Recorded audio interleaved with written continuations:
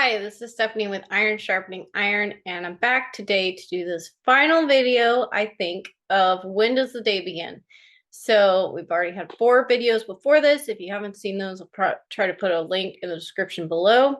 But we're finally going to talk about Messiah's resurrection. Now, the scriptures gives us very particular, specific details about when he died, about it happening, in the afternoon, 9th hour, which if there's 12 hours in a day, this is approximately 3 p.m. in the afternoon. We don't know he died. But when did he raise from the dead? There's a bit of controversy over this.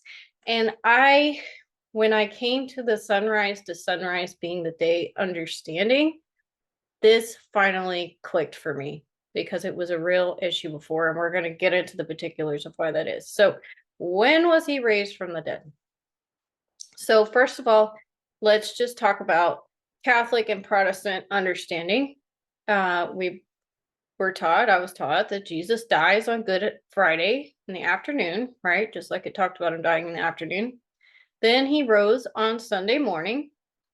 And with this understanding, he's only in the tomb for about 1.5 days. But we have this scripture in Matthew 12:38-40. Then some of the scribes and Pharisees answered him, saying, Teacher, we wish to see a sign for you. But he answered them, An evil and adulterous generation seeks for a sign, but no sign will be given to it except the sign of the prophet Jonah. For just as Jonah was 3 days and 3 nights in the belly of the great fish, so will the Son of Man be 3 days and 3 nights in the heart of the earth.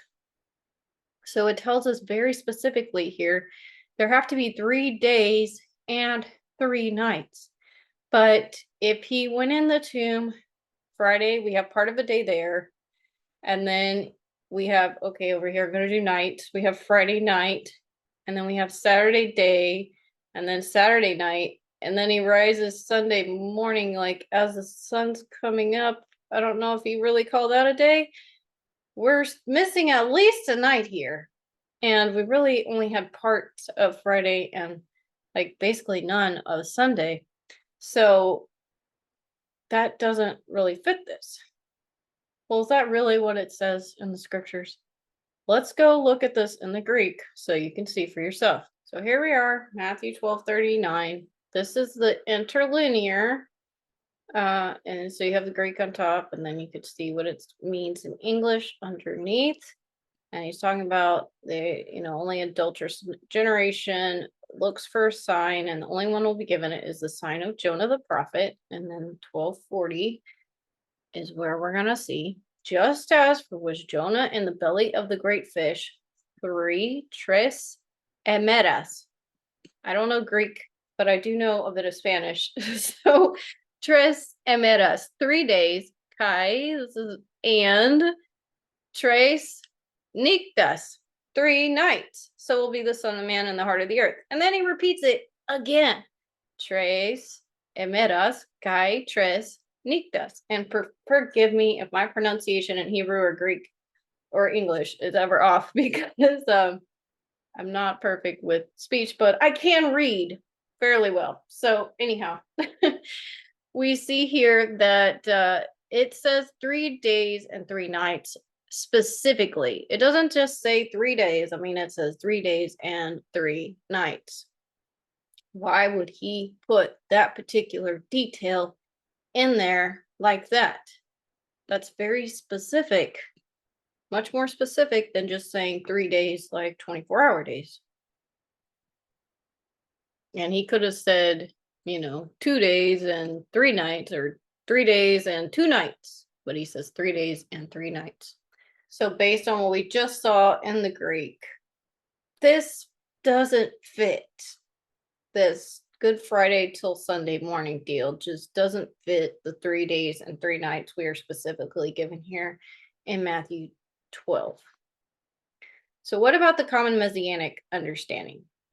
Now, when I was introduced to this, it was through Michael Rood, and this is not to beat up on Michael Rood or any way where we're going to go into this. He's definitely woken up a lot of people about Sabbath and many things. But this is what he was teaching at the time, as I understood it, that Messiah was crucified in the afternoon on Wednesday. Well, he was technically put on the cross in the morning, but he dies on the cross in the afternoon on that Wednesday. And then he raises from the dead on Saturday afternoon. So that would be Wednesday, part of a day, Wednesday night, Thursday day, Thursday night, Friday day, Friday night. And then the rest of that day that was missing from Wednesday, it gets completed on Saturday, basically. So you have 3 full days and 3 full nights. The women come and discover he's missing in this understanding on that Saturday afternoon, just before dark, or a Sabbath was coming to a close.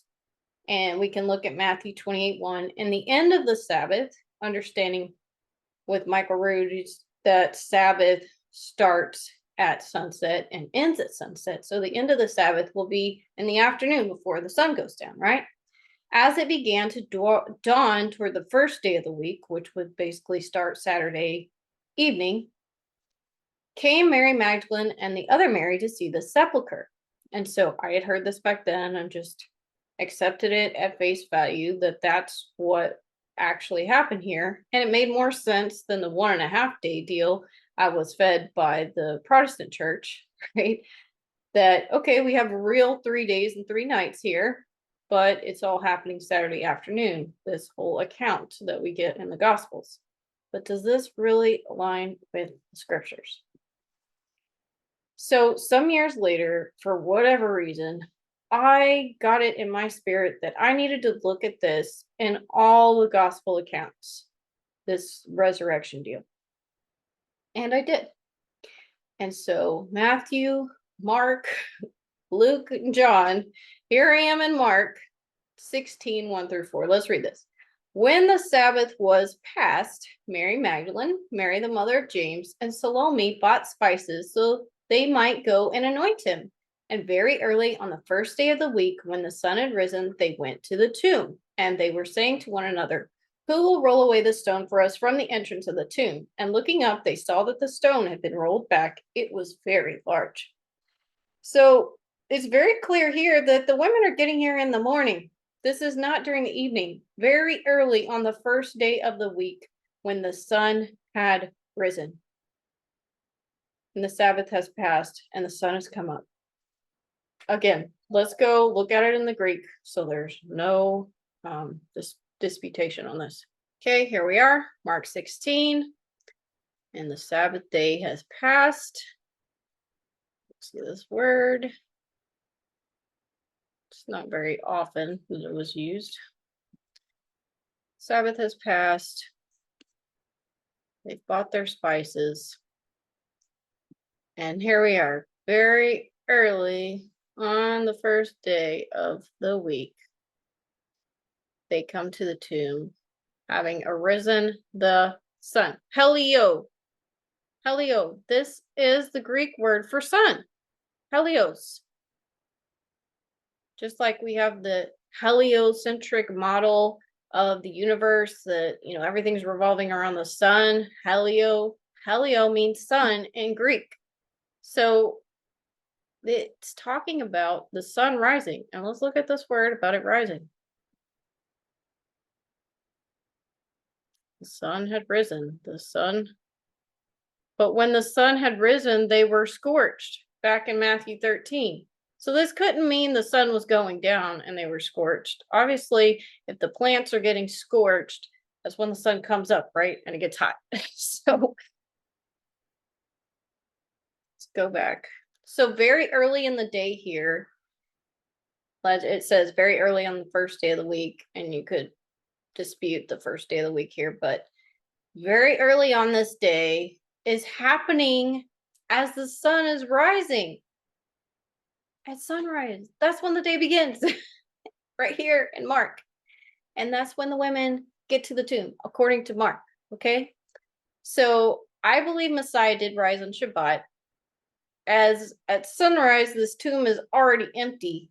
But this proves that the day began at sunrise, not at sunset. So what do the other gospel accounts say? Does it Mark and Matthew, they just don't agree or what? So let's look at Luke 24, 1 through 2. On the first day of the week, very early in the morning, the boker in Hebrew, boker, after the sun has come up, the women took the spices they had prepared and went to the tomb. They found the stone rolled away from the tomb. Okay, John 20, verse 1. Now, on the first day of the week, Mary Magdalene came to the tomb early while it was still dark and saw that the stone had been taken away from the tomb. So, very early, it's still dark. You know, when the sun is first coming up, it's still dark outside, right? Sun has to really get up over the horizon for things to get bright. So, let's go back to Matthew and look at that again. In the end of the Sabbath, as it began to dawn toward the first day of the week, came Mary Magdalene and the other Mary to see the sepulchre. So, what's going on here? The end of the Sabbath and the early wee hours of the morning when it's still dark. That's the end of the Sabbath. It's dark, and then the sun comes up, starts the new day. It's like in this in between time frame. And I know we look at Luke, John, it's a little slightly different. You know, did it occur after the sun came up or a little bit before the sun came up? You know, that is disputable. But they all have this happening in the morning time around the time of sunrise that they are arriving at the tomb. And they leave Shabbat late in the night, basically what we would call early in the morning, 4 to 6 a.m. time frame. They arrive at the tomb around sunrise on the first day of the week. And that's when this whole account takes place. So, in conclusion, the resurrection of Messiah also proves a sunrise to sunrise calendar, including we had the 12-hour days represented and the 24-hour days represented. In Jonah, we have 3 days and 3 nights representing our 12-hour day period. And I believe he specified both because he knew that Christianity was going to distort this and try to fit his death and resurrection over a weekend, essentially. Very convenient, right? Don't have to take that many days off work. But anyway, we see the 12-hour period here. And we also have a 24-hour period because we're saying the Sabbath is coming to a close that morning. And as the dark at the end of the Sabbath, then towards the first day of the week. Now, some will try to say this is to place this at Shabbat morning because of the use of the phrase Mia Sabbaton and, you know, saying that this word Sabbaton always means Sabbath. So it's just like the first Sabbath. Mia does say first. That's really disputed. And I don't know 100%. Is this happening early Sabbath morning? And the other Sabbaths it's referring to is like the first day of unleavened bread, because we are in this feast week period, right? I can't tell you for sure, but I did recently come to an understanding, listen to someone's teachings about Thursday being the day he was actually put on the cross. I'd always believed Wednesday because that's what Michael Rood had said, and it fit with the Shabbat thing, and I just accepted it at face value. But it's interesting, you really dig into this whole account.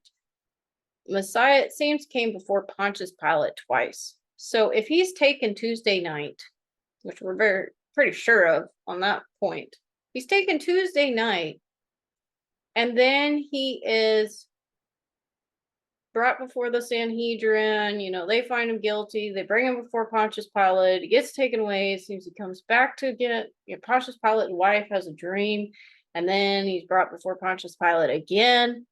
Man, that is a lot of stuff to happen for him to get up on the cross at 9 o'clock in the morning on Wednesday. It's just a lot to try and pack in there. So it does make more sense that we would have this extra day in there, and that he actually went on the cross on Thursday. Can't prove it 100% from the scriptures, but it's just trying to piece all these pieces together. Whenever you're studying the Gospels, it's very frustrating because they say, as I already showed, just little slight variations. Why is that? Well, for one thing, you have 4 people telling the same story. And, They didn't necessarily write the story down as it was happening, so they're recounting later on. So details can get a little fudged up. But isn't this supposed to be divinely inspired? Yeah, I think so.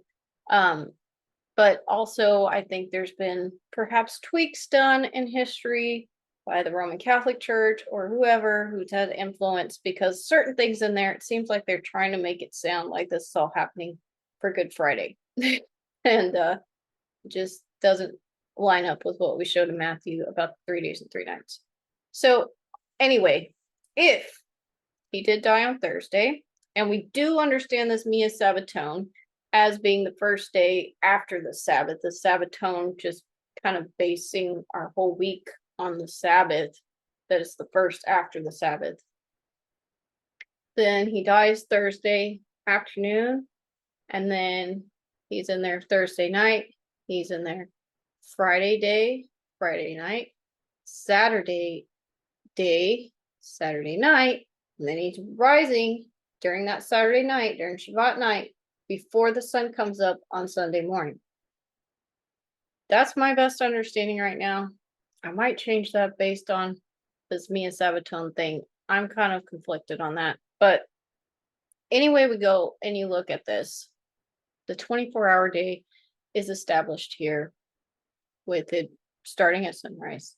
The sunrise to sunrise calendar is established here. And it doesn't matter. You look at the scriptures as a whole. If we're looking at Genesis, a whole bunch of scriptures I showed before where it's saying that day and that night. And then the next day, you have the day first and the night, and that's connected throughout the scriptures. Talking about feast days, Messiah's death and resurrection. The Bible consistently teaches a sunrise to sunrise calendar. And whenever it doesn't fit that sunrise to sunrise, it gives you the exception that, oh, we're going to do this from the evening, because it breaks from the norm of sunrise to sunrise.